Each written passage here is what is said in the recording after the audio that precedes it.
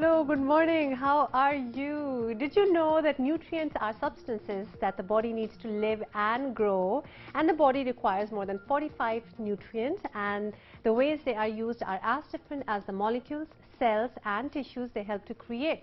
So it's not only just about feeding yourself junk every time you're hungry.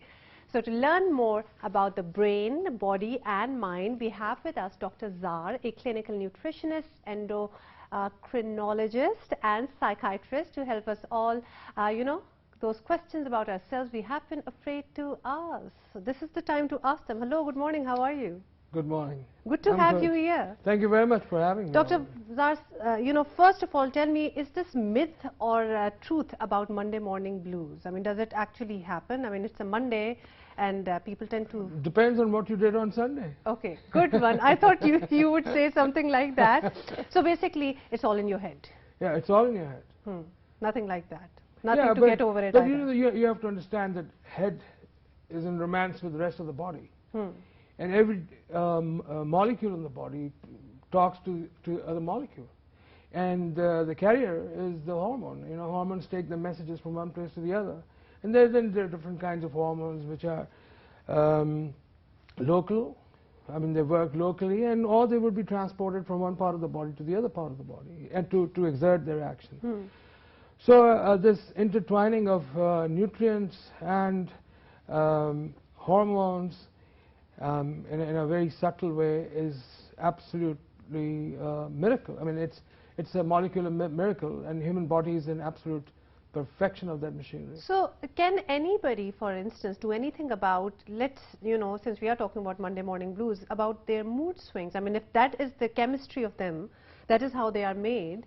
If they are going to be depressed, if they are going to be happy, they can't help it, can they? You see, usually people who come up with this kind, I mean, I call it obviously the Monday morning syndrome, because they take a break on Saturday and Sunday.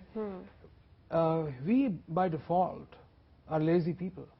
So it is that, the adrenaline gushing in to take you to your office, or maybe to your work, or to your school.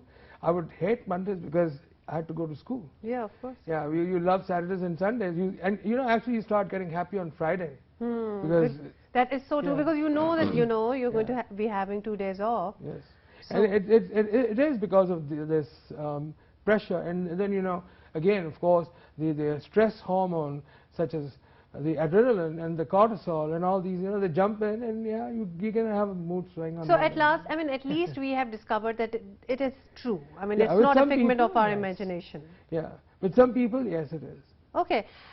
Doctor, I've heard some really, miracle stories about how you have treated people, but we'll come to that in a bit. How do hormones work?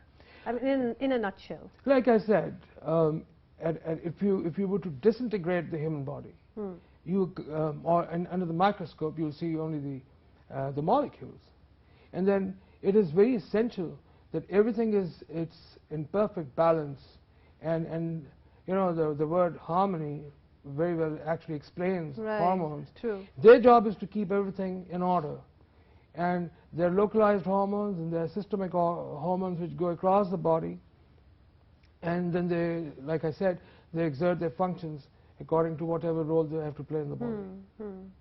So when doctors give people medication, hormonal medication, is it right to do that? I mean, a lot of people, especially for young girls and the kind of whatever, medical problems they go through, people always say never give them hormones at a young age. I mean, why do people say that? That's a myth now. If you go to an expert who knows what he's doing, if you're missing out on a hormone, you have to take the hormones.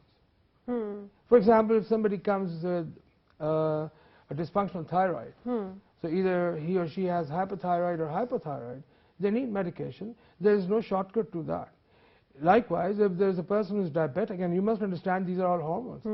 If a person is diabetic, what are you going to do? Actually, I tell you what, Huma, the more crucial thing here to understand is that when we talk of hormones, people only refer to them as being sex hormones. For example, testosterone in the male and estrogen, progesterone, and other associated hormones in the females. In my practice, usually the presenting complaint when the patients walk in, they come with clinical obesity or morbid obesity. They're extremely like heavyweights.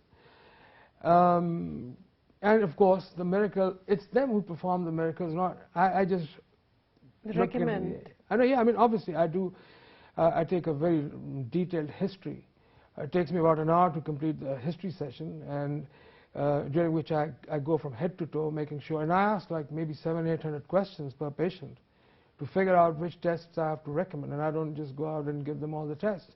Because at one point, somewhere down the line, I'm going to come and nail the hormone which is causing that kind of obesity. That kind of issue. Yes. Okay.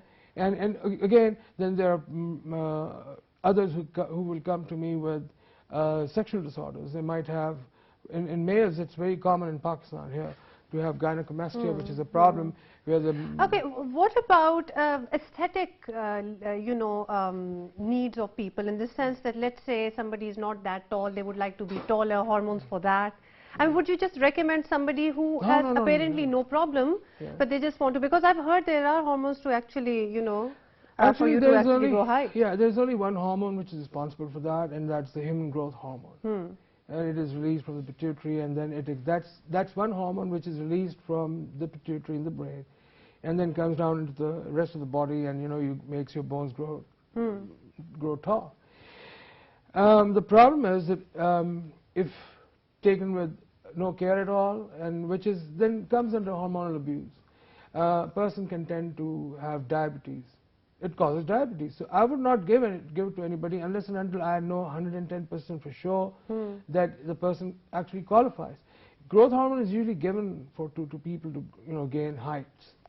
I mean, heights of how many inches? Well, I know they can usually, again, it depends on what age group they've come to the clinic. Excuse me. In the early teens, the bones are basically fused at the ends, and I don't want to go into the medical terms here, but we conduct a bone age assessment test, and we see if there's any room for the bone to grow. So if there is, then and if the patient came to us at a time when we could administer it, yes, we will.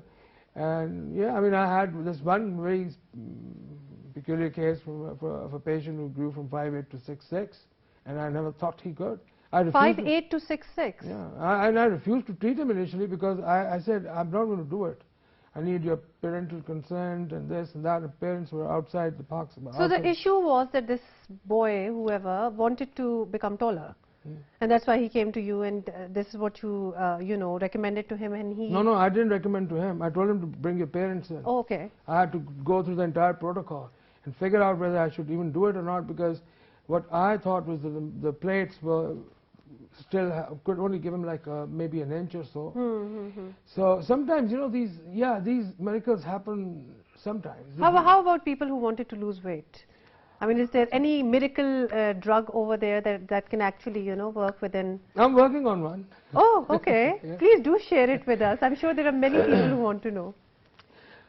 There is a lot of, again, misunderstanding, misconception about weight. I mean, I heard, I've watched programs on TV on weight loss, and people come with all these stories, eat this and eat that, and don't do this and don't do that. If you have, okay, one is your ideal weight. So from ideal weight, you go into what is known as overweight category. So overweight, let's say if you are overweight by 20 pounds, you have actually also crossed the 20 pounds in your ideal weight zone.